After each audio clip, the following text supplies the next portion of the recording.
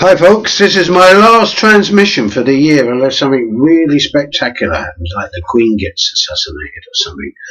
But I suppose if the Queen did get assassinated, then maybe they might arrest me. I might be a suspect along with a couple of other 1,000 people, guys with beards and everything, Muslims, IRA terrorists, the Taliban, Hamas. The list is endless. So anyway, it's approaching Christmas now and New Year, and we all know what happens at Christmas and New Year. We all get completely and absolutely blottoed, which is what I intend doing for the period before Christmas, between Christmas and New Year, and slightly after. So this is the last broadcast, so I thought I'd do something a bit more light-hearted this time, rather than all the pain and suffering. I'll do a thing about UFOs, unidentified flying objects. I saw a very interesting program on the television the other day about alien life forms that have been discovered on Earth. That is to say, aliens from outer space, beyond this planet. I'd like to say something about UFOs and so on, because I don't actually believe in UFOs. That is to say, I don't believe in extraterrestrial life visiting Earth. I don't believe in flying saucers or any other form of spacecraft or from outer space. I don't believe in any of these alien kidnappings. Well, how could I? But why is it that there's so much interest in this thing? That people that don't really believe in God, and people that haven't really got any mystical inclinations, go hook, line and sinker for this. And why is it that so many people have had all these experiences of being kidnapped by aliens, particularly in America, particularly in the back roads of Arizona and New Mexico? Why do the aliens always land there and pick up the unsuspecting truck driver who's a redneck or someone that's drawn into a lonely, deserted diner at night? Who knows? But anyway, I come home to watch this thing on aliens on the television, and I thought to myself, oh, it's going to be really crap. And it was, to begin with. And they gave several examples of alien extraterrestrial bodies that had been found, strange-looking creatures and so on, that had been washed up in America. And they had all this really weird sort of music that goes onto these cheap documentaries and so on. It builds up the heavy bass violin and stuff like that. The electric music kind of builds up the tension and everything. So this went on for quite some time. But I was absolutely fascinated by it anyway, because it was quite obvious that, well, as I don't believe in extraterrestrial life landing upon the Earth, that this was either a hoax or some kind of weird animal that hadn't been documented and so on and so forth. So I talk about two of them. One of them briefly was all these strange life forms that had been washed up on the shore somewhere in the east coast of America. And they certainly looked really unusual and so on. But in fact, what they turned out to be was dead, skinned raccoons. That's all they were and nothing else. And then they had some guy that had discovered an alien life form, this time with a humanoid shape, with an extremely large, elongated head, abnormally so. But this guy was a scientist, someone that wasn't the redneck truck driver and so on. He passionately believed in this thing that he discovered was in fact an alien life form. Now, anybody, particularly anybody that's an anthropologist, I think this guy was an anthropologist, would know that the pre-Columbian, particularly in the pre-Incan societies, they used to actually deform their children's heads if they're in the ruling elite, gave them a kind of pointy-headed look, rather alien type look. If you put a child's head between boards and so on for when it's a baby and it's growing up and the skull's forming, you can deform the skull into any sort of shape or even size, I would imagine. Must be extremely painful for the kid, but that's what they do. They used to do it with women's feet in China, and tribes in Africa that stretch the necks of women and so forth. So it's quite possible to modify the human body like that. And as I said, the elite of Incan society used to do that. So, their kids would have these strange heads, and they would become like the high priests and the Incas and the top Incas, and rule over society. Would actually look different from the rest of the population because of their heads. It was quite obvious that this is what this was. A child that had been having his head deformed. The child had died at an early age. But you had this guy who was a so-called scientist and anthropologist saying that it was in fact extraterrestrial life.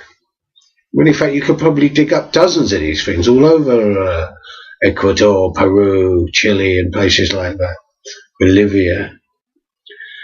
But I find it really weird that people that are supposed to be scientists, people that are supposed to be intelligent and so forth, or people that don't believe in God, people that regard themselves as entirely rational, believe in all these flying saucers and everything.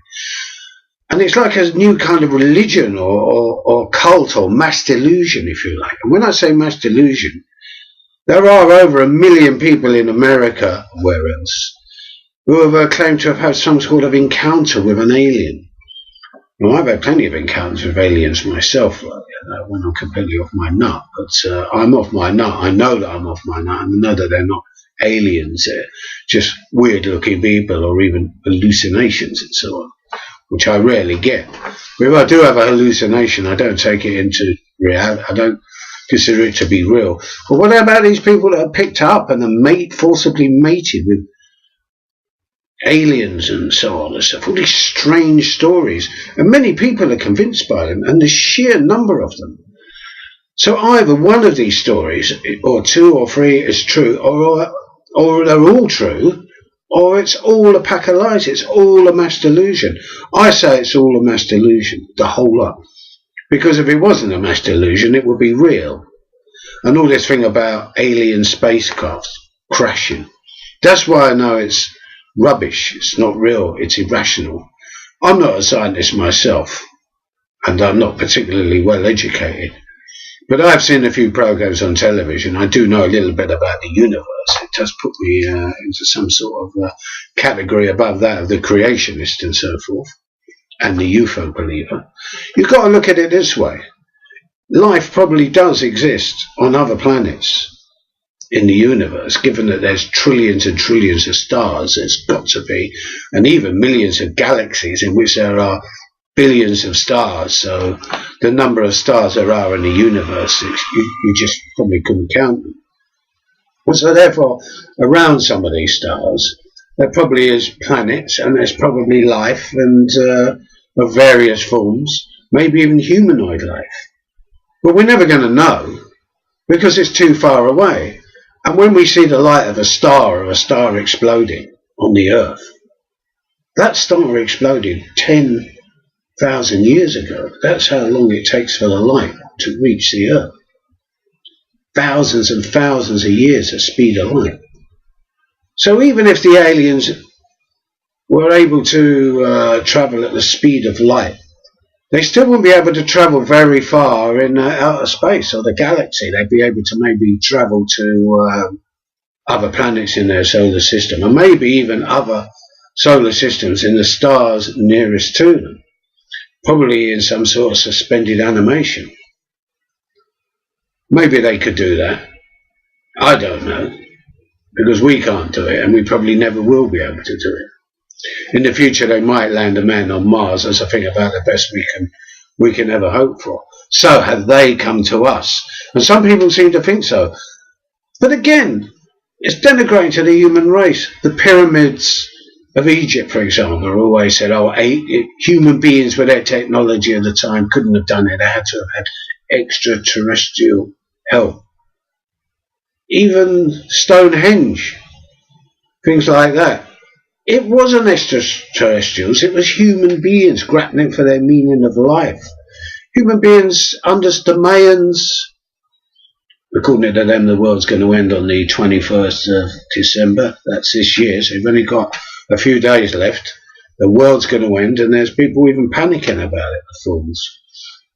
So I might not be wishing you a happy new year or anybody else, because we'll all be dead. But I don't actually think that the world is going to end on the 21st of December, despite what the Mayan calendar says. But the Mayans had a calendar. They understood the length of the year and so on and so forth. They were great mathematicians and observers of space with their limited amount of technology. And they were able to build pyramids along with the Egyptians and other structures that have gone up throughout the earth.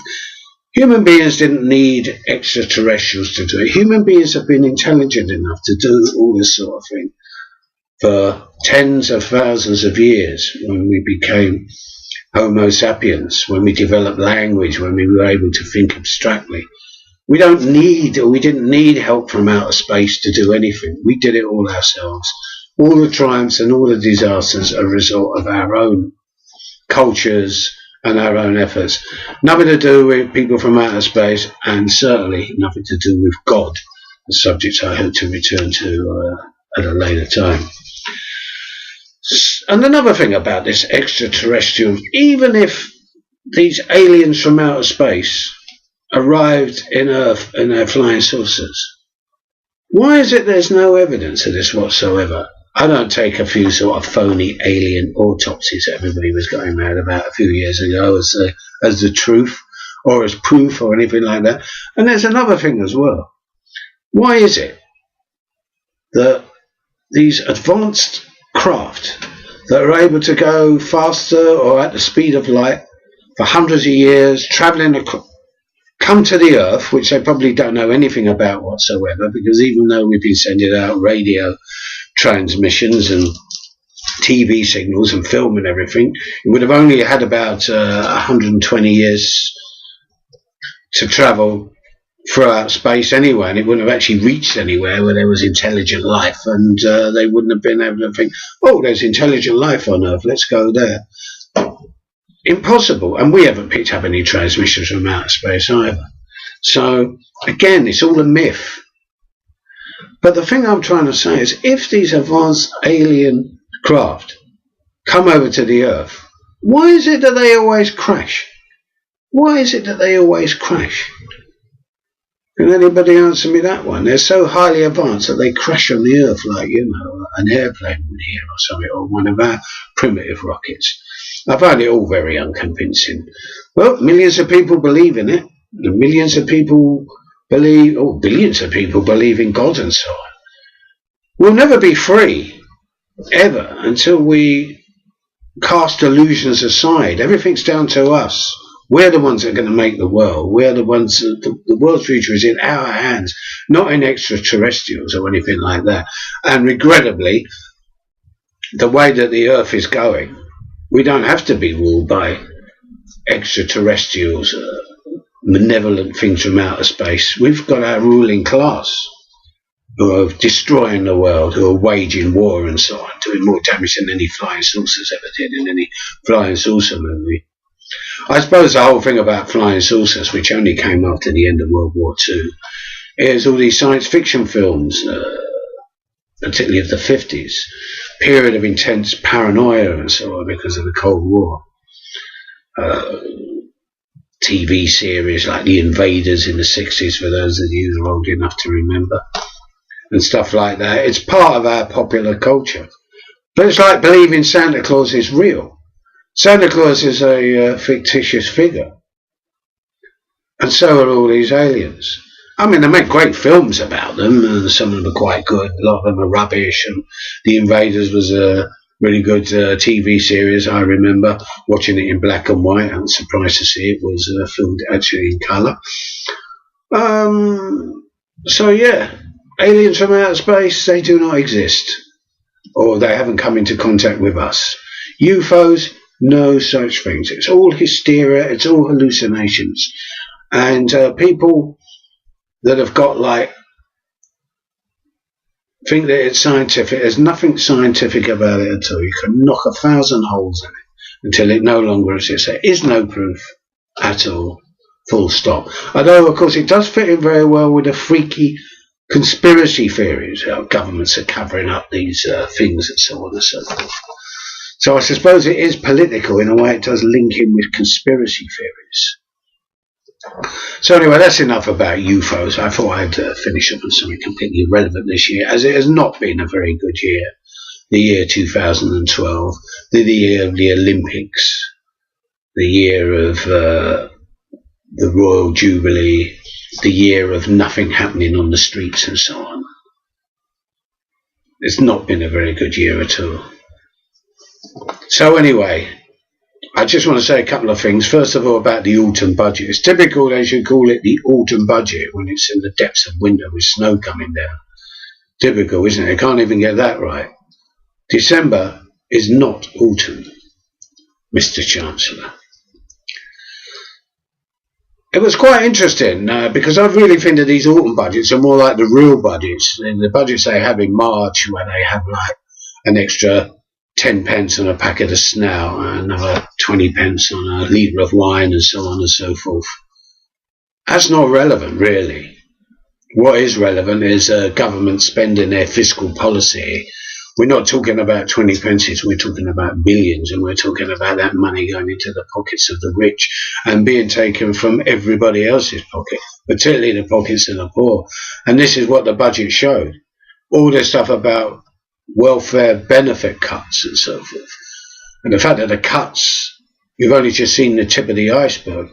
And I think the really important thing about this budget, I think that it's very difficult to determine, we haven't got mass observation people out there taking notes like they did before the war, during the war. Very difficult as one person to try and grab, the national psyche at any one time, considering everybody's completely different. But when we're talking about the national psyche, you have to generalise. And I'd say that a lot of people have been very smug about the cuts, and so it doesn't affect me. I've got my job. It's got nothing to do with me. Oh, these public servants, they've all got gold-plated pensions and so on. The complete lack of solidarity, the complete individualisation of struggle and so forth, where it's everybody's family against everybody else's family. A situation that's been created over the years, individualisation, not a good individualisation where we realise ourselves as individuals and triumph over the system and become revolutionary. No, one where everybody's out for themselves, where everybody's backstabbing, where it's like society is like a little miniature office, like with everybody kind of trying to leapfrog over each other, where everybody's scared they're going to get the sack tomorrow, have their desk cleared and so on. Well, they're getting away with it because we're scared of them, because we're not out on the streets like they are in Madrid and Lisbon and Athens and just about everywhere else in the world. It's not happening just in Europe, it's happening everywhere.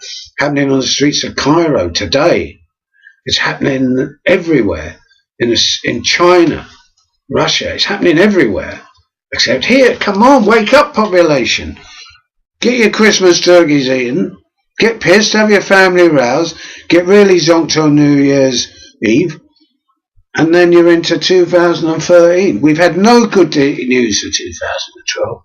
Except for the one bit of good news that's been all over the papers, the royal baby. Now that's not really good news to me. It's a case of, yes, you've guessed it, another fucking royal parasite.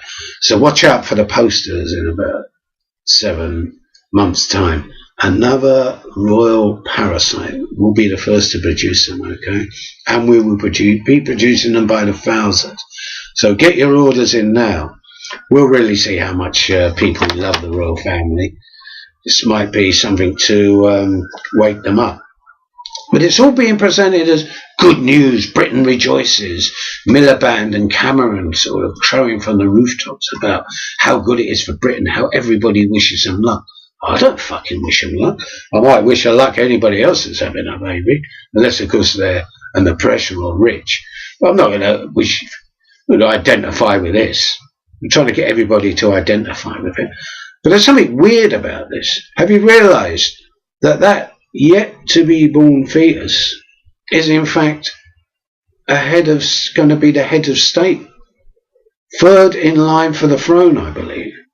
So when Chaz snuffs it, after the Queen's gone, And then when William's gone, the baby will be the next ruler of this country, the next head of state, which is really weird. It's almost like even the Aztecs, probably, the Incas came back to flying saucers, probably couldn't have had a system like that, where they've already got the head of state lined up 40 or 50 years before it's even born, just before, What if it's twins?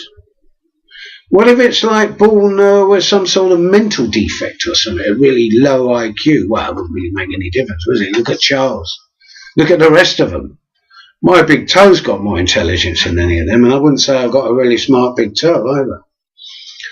So yes, that's the really weird, almost alien type thing, that this little fetus is in fact going to be our head of state. And we go around the world telling the rest of the world about democracy. So that's the good news for 2013.